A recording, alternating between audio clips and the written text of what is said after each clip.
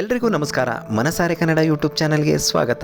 ಯಾರೆಲ್ಲ ನಮ್ಮ ಚಾನಲ್ನ ಫಸ್ಟ್ ಟೈಮ್ ನೋಡ್ತಾ ಇದ್ದೀರೋ ಈಗಲೇ ಸಬ್ಸ್ಕ್ರೈಬ್ ಮಾಡಿ.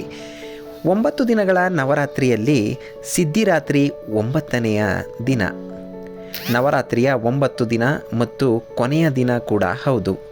ದುರ್ಗಾದೇವಿಯ ಅವತಾರಗಳಲ್ಲಿ 9 ಅವತಾರಗಳಲ್ಲಿ ಈ ನವರಾತ್ರಿಯ ಸಿದ್ಧಿರಾತ್ರಿ 9ನೆಯ ಅವತಾರ.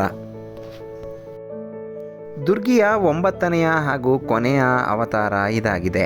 ಸಿದ್ಧಿ ಎಂದರೆ ಅಲೌಕಿಕ ಶಕ್ತಿಗಳು ಮತ್ತು ರಾತ್ರಿ ಎಂದರೆ ಕೊಡುವವಳು.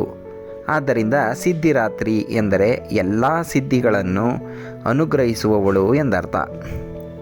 ಈ ದೇವಿಯು ಭಕ್ತರಿಗೆ ಜ್ಞಾನ, ಸಮೃದ್ಧಿ ಮತ್ತು ಮೋಕ್ಷವನ್ನು ಕರುಣಿಸುತ್ತಾಳೆ. ಸಿದ್ಧಿರಾತ್ರಿ ದೇವಿಯ ವಾಹನ ಸಿಂಹ ಅಥವಾ ಕಮಲದ ಮೇಲೆ ಕುಳಿತಿರುವವಳು.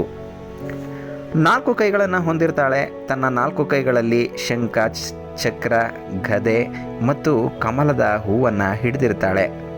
ಇನ್ನು ಈ ದೇವಿಯ ಮಹತ್ವ ಏನು ಅನ್ನೋದನ್ನು ನೋಡೋದಾದರೆ, ಈ ದೇವಿ 8 ಅಲೌಕಿಕ ಸಿದ್ಧಿಗಳನ್ನು ದಯಪಾಲಿಸುತ್ತಾಳೆ.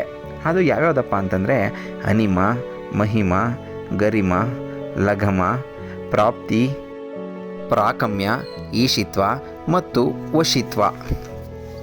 ಸಿದ್ಧಿರಾತ್ರಿ ದೇವಿಯ ಕೃಪೆಯಿಂದ ಶಿವನ ಅರ್ಧ ಶರೀರವು ದೇವಿಯದ್ದಾಯಿತು. ಆದ್ದರಿಂದ ಶಿವನು ಅರ್ಧನಾರೀಶ್ವರ ಎಂಬ ಹೆಸರಿನಿಂದ ಪ್ರಖ್ಯಾತನಾದ.